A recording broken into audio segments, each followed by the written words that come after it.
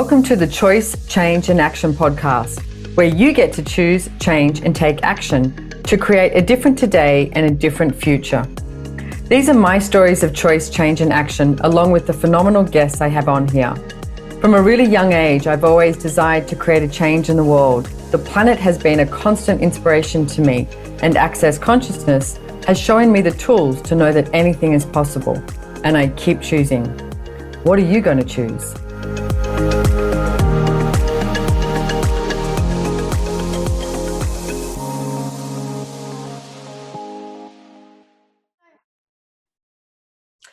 Hi everyone, I am Simone Milasas and welcome to Choice, Change and Action podcast. And very funny, I did this podcast with this amazing guy the other day in the US, and he said to me, Simone, I've listened to so many of your podcasts. How do you pronounce your last name? You never say your last name. And I went, oh, good point. I don't. So I went, from now on, I will start saying my last name. It's Simone Milasas, because no one ever gets it correct. So everyone, and they just don't, that's okay. It's actually, just to give you a little bit of feedback, it's from Lithuania. My father was Lithuanian, and it should have a little umlaut on it, and it actually should be pronounced Milasas, but we took the umlaut out, which means it's Milasas. So my name is Simone Milasas, and you're with the Choice, Change and Action podcast. And if you have been listening to me, you might not have known my last name. I don't know. I'm like, just Simone. And today I have just Becky. Welcome, Becky, on Choice, Change and Action. Yeah, I'm excited to be here. I'm excited to have you here. So you are the last one for my month of talking about vulnerability. And I actually I sent you this message because Becky lives in the US and of course I live in Australia. Well, not of course, but I think you know that if you've been listening to my podcast. And so sometimes you get this, like, you know, when you leave voicemails for each other, it's like dunk, dunk, dunk, you wake up to it, etc. And I left Becky a voicemail saying, hey, if you were to come on and do a podcast with me on my month of talking about vulnerability, what would you talk about? And it was great. Because I love that the message you left me, you went, and halfway through you went, oh, I guess this is really long, but I'm just talking it out. But I love that you said to me, oh, I had to actually start looking at my life and had to start looking at my life and what I have chosen, etc. So I have a couple of questions based on your podcast. And because I was looking at, you've been in a relationship for how long? How long have you well, we've been together for 30 years, but we'll be married this year 26 years. 26 years. Okay, so together 30 years. And you're not that old, so that's a long time. I will be 50. I'm going to be 50 this year. Okay. I love, it's very rare that someone says, I'm going to be 50 with that much enthusiasm. So thank you for that, Becky. That's good. I loved turning 50. Do you know, I always found 40 was the hardest. There's something about it that it was like, you started questioning, have I done what I'm meant to be doing? And then you hear this like little whispers of, you know, it's all downhill from here, or it's getting older. And then all of a sudden, once you are 40, you're like, no, that's not true. And by the time I think you get to 50, you're like, yeah, it's like, it just gets better and better and better by your choices that you make, is what I want to add. My grandmother said something to me once, and my grandmother lived till she was like 96, 97, and her sister was 98, and my grandfather was 95. And I said to my grandmother once, I was like, if you could do anything different, Grandma, like what would it be? She goes, not worry about my age. And so it changed something for me. So I'm always like, yay. Yeah. If you knew you're going to live to 100, like 50, you'd be like, yeah, I got 50 more years. Yeah. Oh, I love that. Yeah. And well, this wasn't where we were going on the podcast, but we just go wherever we go, is I've always said that I wouldn't want to be a teenager or in my 20s for anything. Like that was not fun. I mean, it was fun as in I was wild and crazy and did so many different things and all of that. But the part that wasn't fun was I wasn't happy truly being me. Like I was always like looking around for a reference point, you know, if I choose this guy, will my friends like him? You know, am I choosing, actually, I never did that with work. I just sort of chose what I was doing with work, but it's always trying to get it right. And it's not the funnest thing in the world. So I love that though. If you could, you know, change anything, don't worry about your age. So love it. So you've been married for quite some time. So I wanted to sort of walk down that road a little bit too. But the road I actually wanted to start with is business, because one of the things you left in your message is being vulnerable in business. And there's a story that you were telling. Well, let's start with this. What is vulnerability to you? Well, I still really have no words for vulnerability. The first thing that comes to mind is showing up for me, and just being me, right? And then you're like, well, what's being you? Well, when you walk into a room and you're just like, hi. So I'm sure there's a great definition for vulnerability, but I'd love to hear what you have to say about vulnerability. I know I had to look it over, my life over, and be like, oh, I can see these experiences that I had that actually is being that energy. But what is vulnerability to you? Well, I would say vulnerability is the willingness to be you no matter what. And it is the willingness to receive everything from yourself and from others. And I think some people, they'll receive certain things from people, like they put it into a category of like, oh, yes, this one's okay, tick that off, I'll receive this, but they won't receive other stuff. And weirdly enough, most people are willing to receive judgment, or they're willing to receive, if someone's mean or nasty, they can put it into a box and they can complain about it. But when somebody actually has a whole lot of gratitude for you, what do you do with it? It's like, do you receive it? Or do you dismiss it, and do you, pass it by? And that, I think, is a level of courage and vulnerability to actually receive people being grateful for you. And one of the things that you actually mentioned, because I have a call this month on, well, I think it may have already been done by the time this airs, but anyway, it's like, is vulnerability your superpower? And one of the things that you were talking about in your voice message to me was like that superpower to just choose, to just go and don't judge it. And I wanted you to tell us the story about, well, when you went for this interview at this major company, etc., and you just choosing, just going and not judging. Yeah. Right. Well, so I had this chance to go. It's a very large company. They're in like the top 500 billion. It's a big company. And they said, hey, we're going to fly you here and we want you to come. And I was like, oh, okay. So I had nothing to wear, right? There was a point in time where I had lots of money. And then there was a time, this was one of them, where I really didn't have any money at the time. And so, okay, I'm going. I knew I'm going. And I was like, this is what I'm going to do. I went to the mall and I bought this amazing suit business jacket. And it was like $200, which I didn't have. And I left the tags on and I wore it and I showed up like a boss. I walked in the place. I like that. I showed up like a boss. Like a boss. Like I was rich.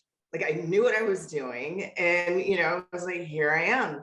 And with tags on my jacket, and, it was a great trip. Of course, they hired me, and then, still working there, with them 12 years later, but I had to take the jacket back. I didn't have the money for it. And so for me, I was just willing to do it.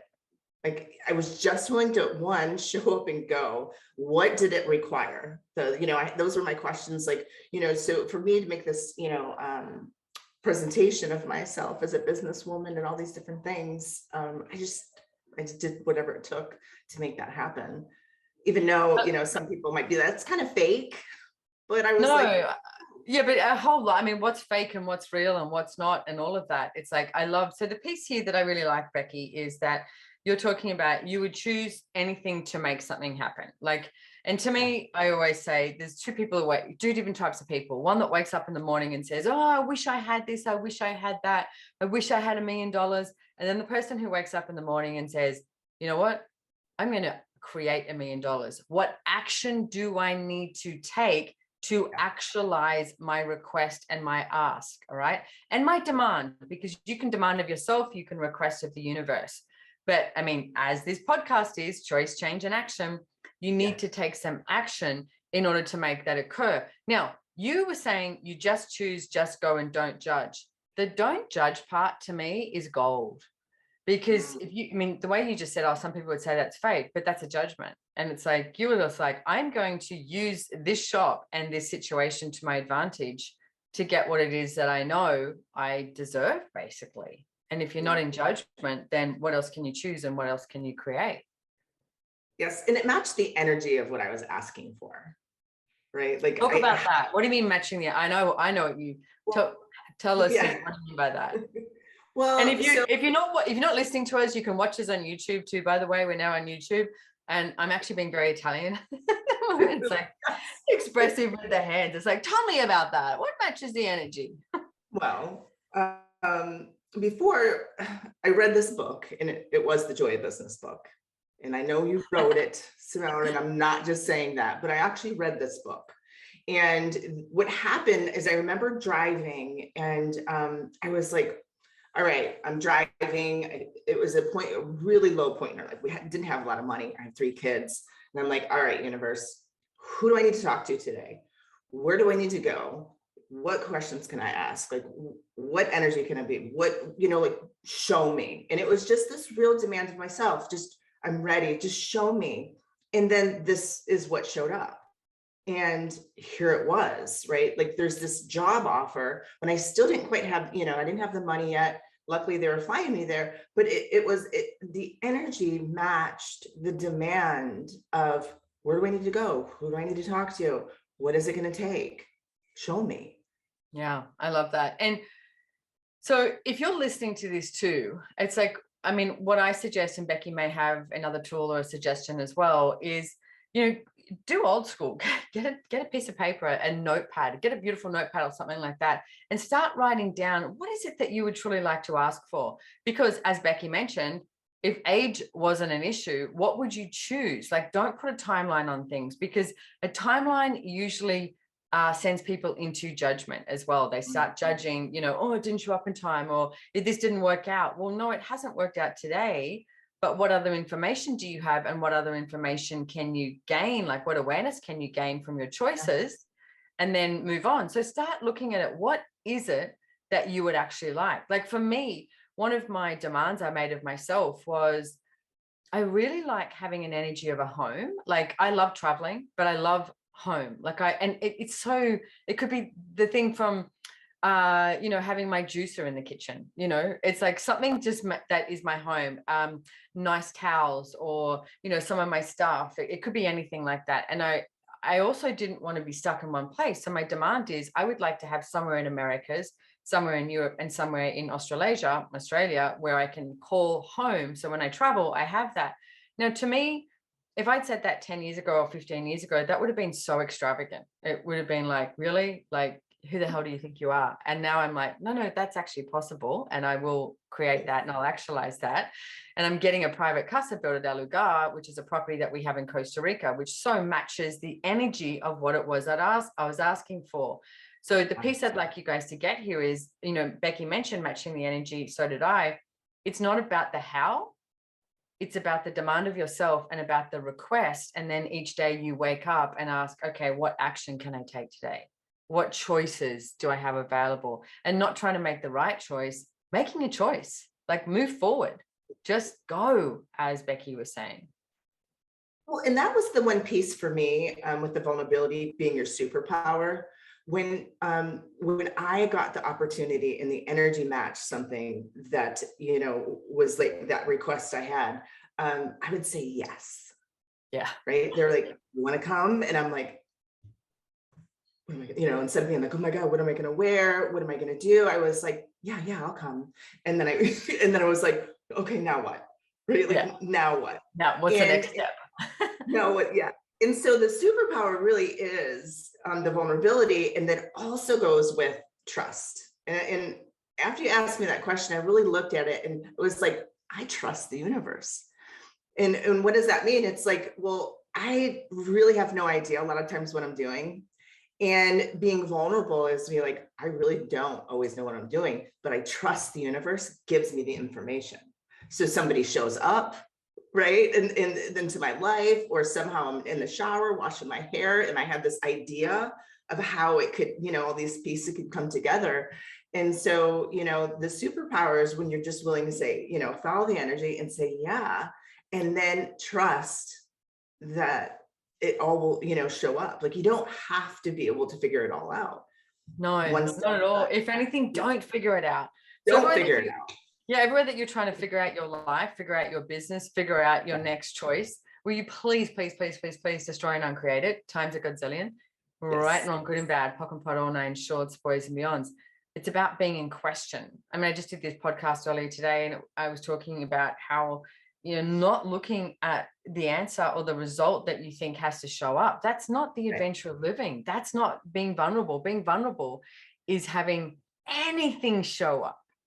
Absolutely anything show up. And you go, yes, now how much fun can we have? Beyond anything that you could ever imagine. Like, that is, you can't define a miracle. Like, what is like a miracle? Or a miracle is like this, like how everything just, comes together and you're like, wow, is that really possible? Yes. Like, here you go.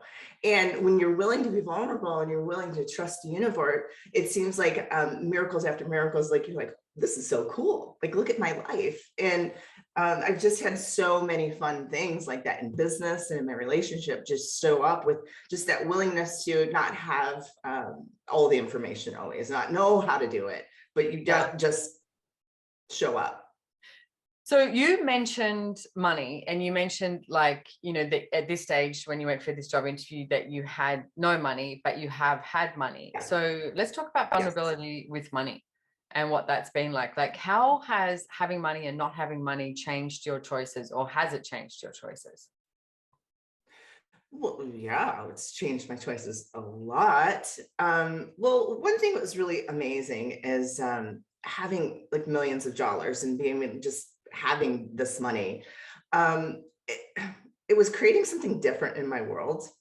I don't want to say materialistic. Well, it doesn't. No, just go, because this is I was going in a direction of like material was where that money created this happiness. Like, if I had Chanel glasses, I had an Escalade, we had a Hummer, we had all these things, and that was what's really important, right? And being a star, like, having this. Can I ask you, was that actually what was really important to you? Well, no. So were you trying to pretend it was, or? Well, you can have beautiful, fun things, and it doesn't have to be like, I have beautiful, fun things. It's like, I freaking love my car. When I go overseas, and sometimes I actually miss my car.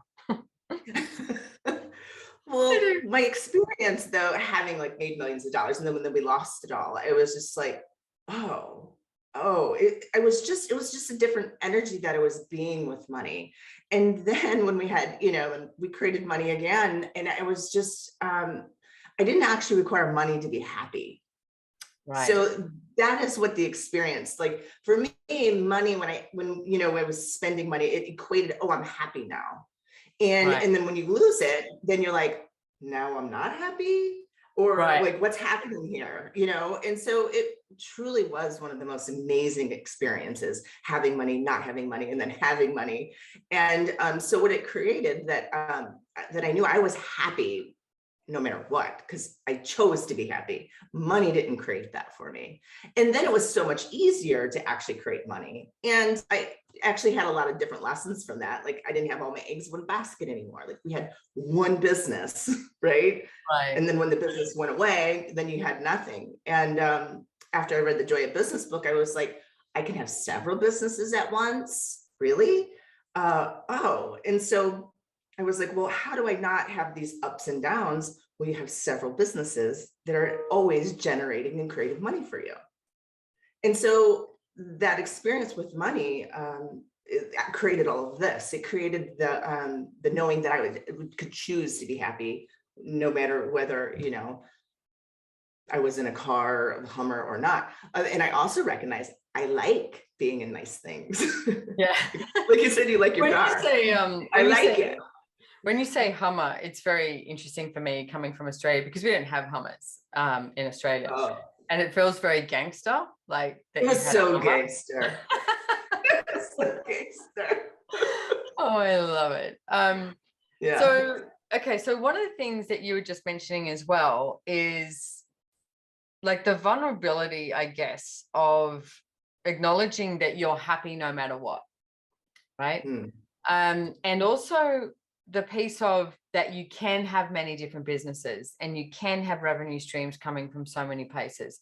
To me, Yes. there's a vulnerability that comes with that as well. And this energy that shows up that you've got this, you can do this, you're quite capable of this. I was talking to someone this morning and they were saying how they've seen so many people not willing to, I guess, quote unquote, they put it into a category of taking a risk because they Mhm. can't be bothered. Like she was saying to me, you have all these businesses, you have this wealth creation, you own part of a castle in Italy, and Yeah. then you have a private house in Costa Rica like that. And I'm like, I know that's extravagant too for me. It's like, and how many people would say no to that because they don't think that they can like control it or handle it, or it's too far away, or it's too different. Even to the point of, I always go, hey, it's paperwork, guys. You got to be willing to shuffle paperwork. If you're willing to shuffle paperwork with solicitors and accountants and taxation and all of that, then anything is possible.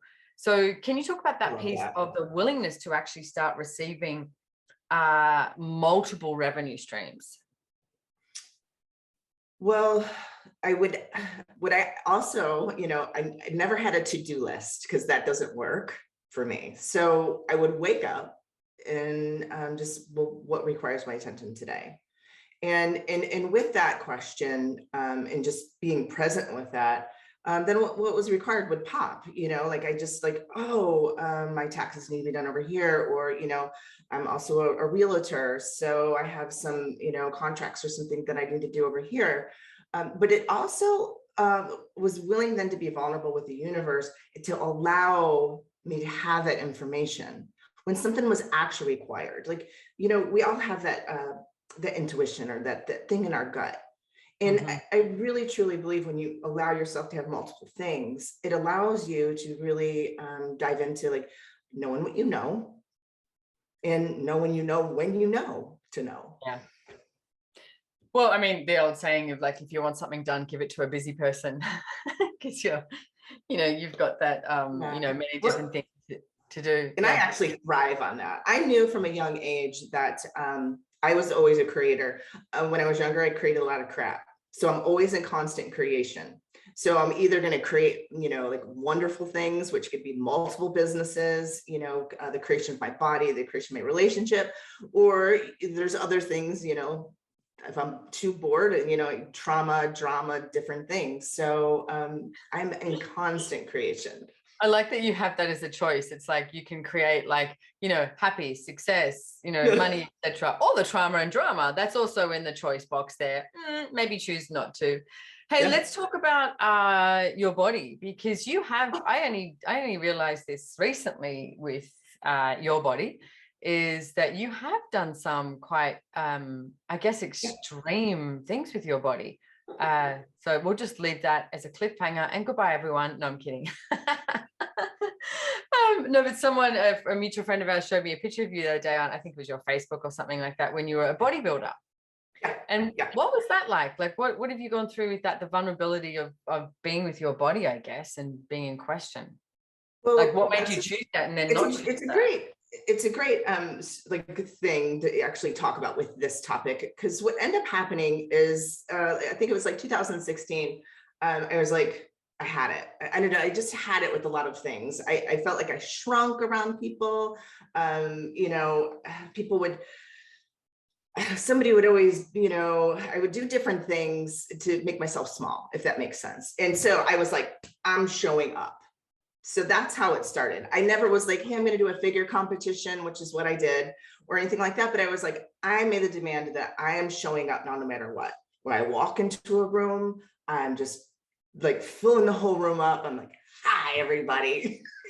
Like, And you this is so my have that party. presence now. So I find that interesting that you didn't, because you do walk into a room and you have that Well, presence. it started with that. It started just with me, like the willingness to be present and show up. So with that demand where, like, and this is the thing, like I found myself around other people. Like I'm actually pretty intelligent, or, I have a lot of information. And then I would pretend like I didn't know what I was talking about to make other people more comfortable. Right. Like there was like, oh yeah, you're right, I got all those problems, when I really didn't. Right. I really never had any problems. I've Oh, created a really amazing life. But by doing this, and then I started to fit into that. So when I was like, I'm showing up, this is what I'm doing. And I started working out, and I love working out. I love moving my body. And what I found with working out is that I was coming across all these judgments that I had, or points of view that actually created the body that I had, were like, don't do that or you're going to hurt yourself.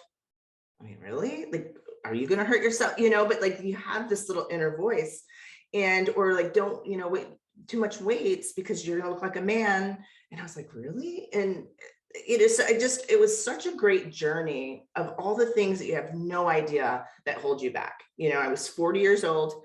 I'm been married for 25 years at that time. I have 3 kids, and I have 3 C-sections, which I was cut up and down.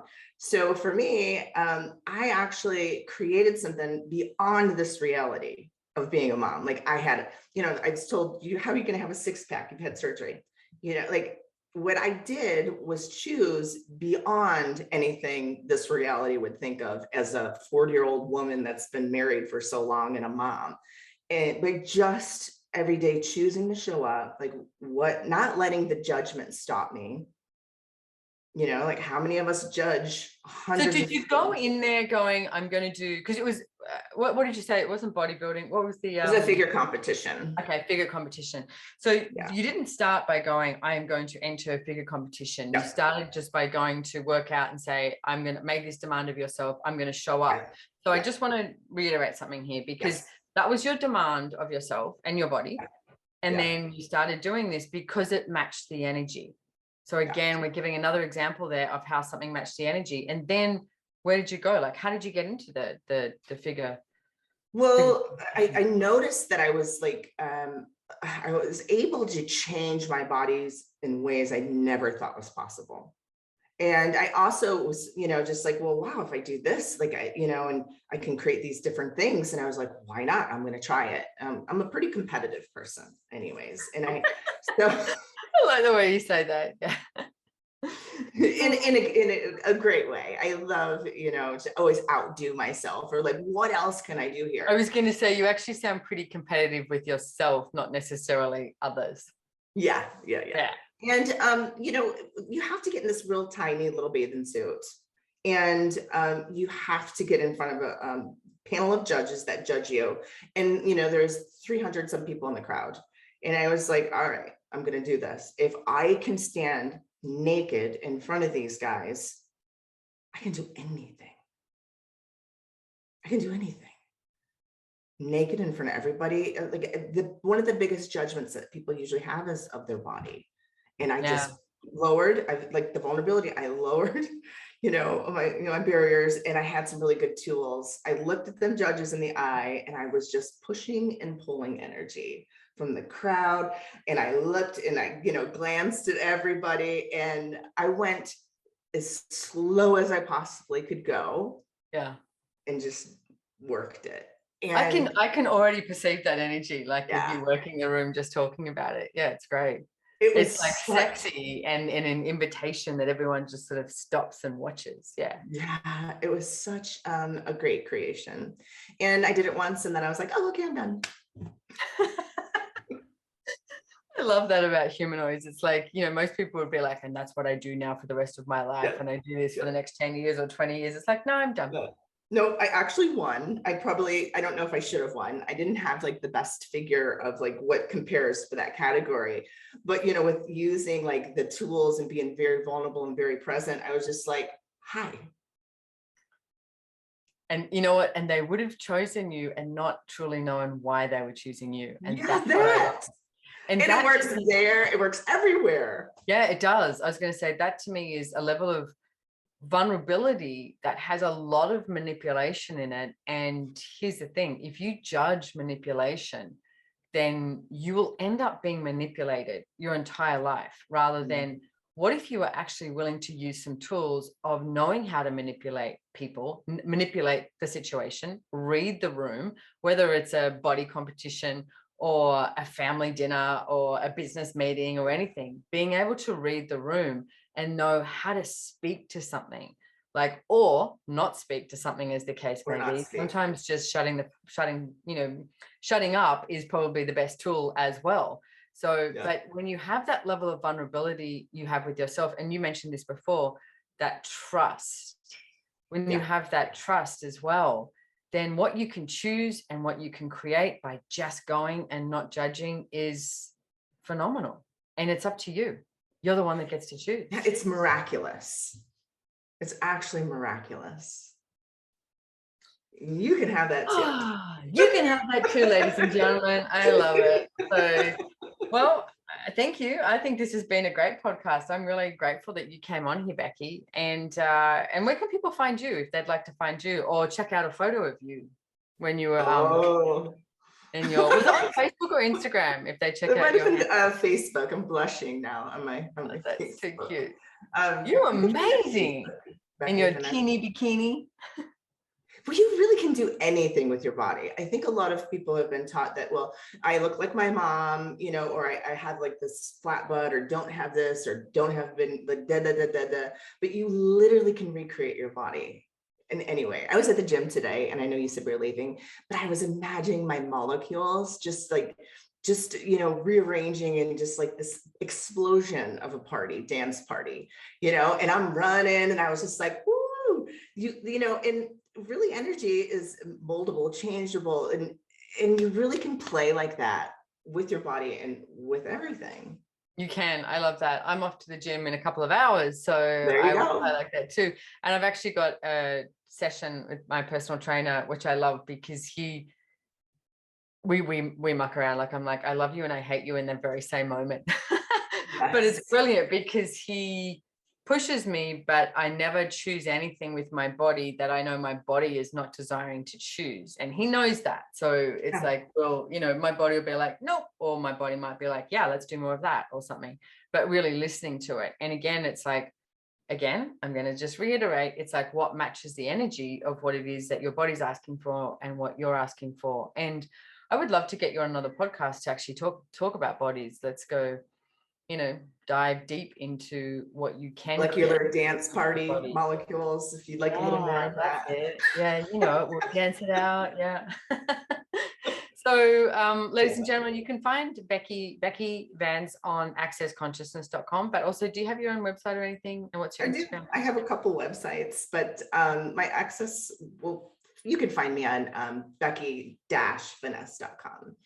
But yeah. Okay. And Instagram handle and everything as well is the same? It's all Becky Vannes. Yeah. Okay. Yeah. Vaness. That's right. Vaness with finesse. I love it. Okay, cool. So thank you so much for joining me here today. And thank you everybody for coming on. And like I said, if you've been listening, you can always check us out on YouTube as well. We've got that going now. And don't forget, you can download the show notes, etc.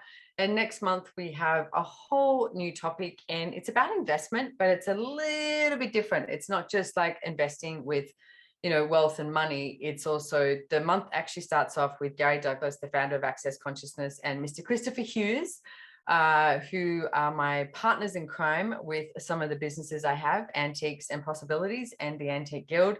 And I interviewed them on talking about how they see things and looking at the antiques and creating wealth and the adoration that they have for all of it as well. So it's a pretty cool conversation. So don't forget to join us for that. And I will see you somewhere in the world soon. So thank you so much, everybody. Goodbye. Bye.